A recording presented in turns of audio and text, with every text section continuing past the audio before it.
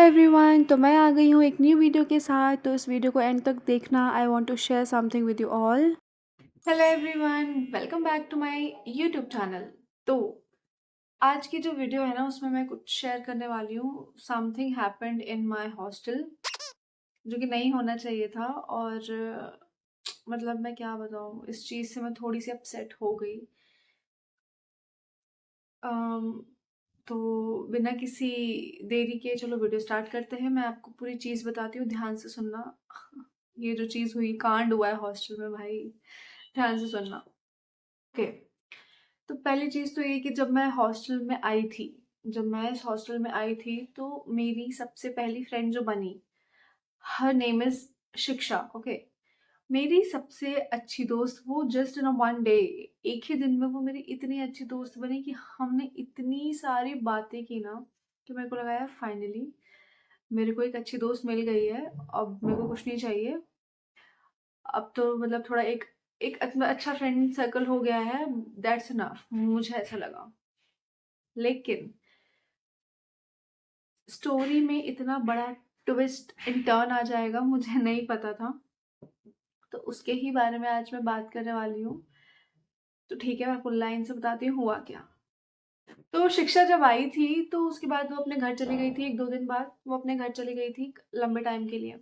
जब वो वापस आई ना, तो जिस दिन वो आई, हम उस दिन रात में 2 बजे तक हम बातें करते रहे। The best day of my life in Indore. तो हमने 2 बजे तक बहुत सारी बातें की, बट मुझे नहीं पता था कि उसका लास्ट डे होगा। वो मुझे नहीं पता था उसका लास्ट डे होगा। तो रात में 2 बजे तक हमने बातें बातें करी, फिर हम सो गए। सुबह क्या हुआ कि मैं जल्दी उठ गई थी बिकॉज़ मेरा पार्सल आया था, तो पार्सल वाले भैया ने मुझे उठा दिया था। तो मैं अपना पार्सल कलेक्ट करने के लिए नीचे गई। जल्दी तो उठ ही गई थी, तो मैंने कहा चलो ठीक है, अब जल्दी उठ गए हैं तो ब्रेकफ़ास्ट करने के लिए चले जाते हैं। तो मैंने अपना ब्रेकफ़ास्ट किया।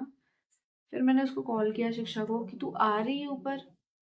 शी सेड कि यार लेट सोई हूँ तो लेट उठूँगी। तो मैंने भी समझा कि हाँ यार ठीक है, मेरे को तो पार्सल वाले ने उठा दिया, उसको तो सोने दो। तो मैंने उसको बोला कि ठीक है, मैं एक प्लेट में तेरा जो ब्रेकफ़ास्ट है वो रख के जा रही हूँ, तू जब आएगी तो तू खा लेना। मैंने ये चीज़ उसको बोली। तो उसने बोला कि हाँ ठीक है। फिर वो आई होगी 10 बजे। तो जब वो 10 बजे आई ना, तो वहाँ पे जो दीदी और भैया होते हैं, जो मेस में होते हैं, उनको नहीं पता था कि वो किसका ब्रेकफ़ास्ट रखा है, जो बल्कि मैंने वार्डन मैम को इन्फॉर्म कर दिया था। मेबी शायद वो नहीं बता पाए होंगे, जो भी।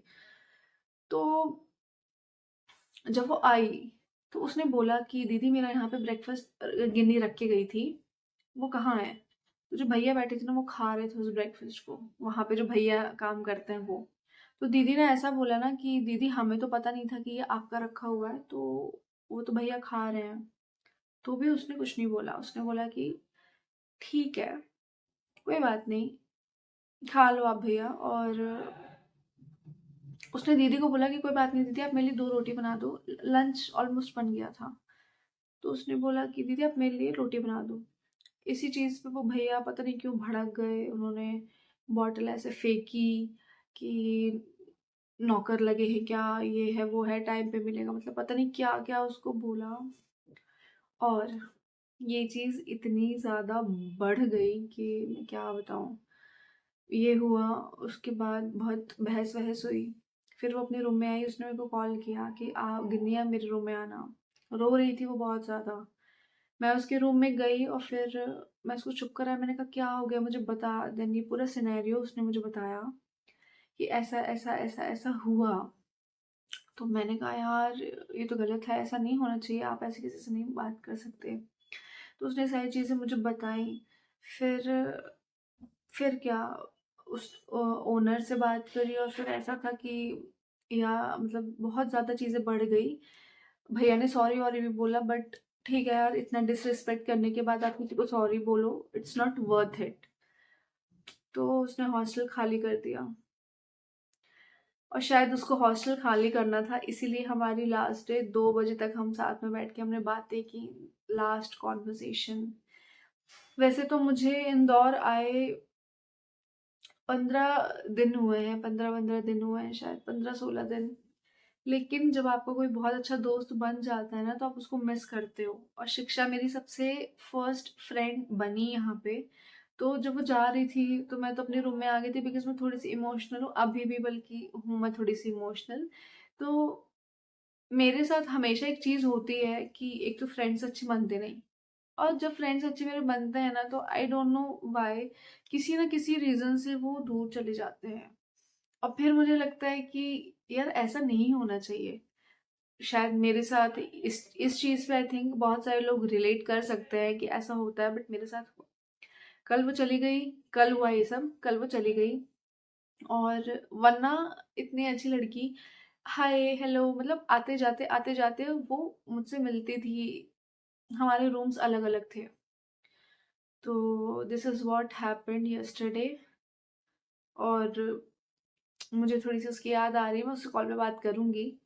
तो बस मुझे ऐसे ही शेयर करना था ये चीज़, क्योंकि मेरे को बहुत हेवी सा फ़ील हो रहा था।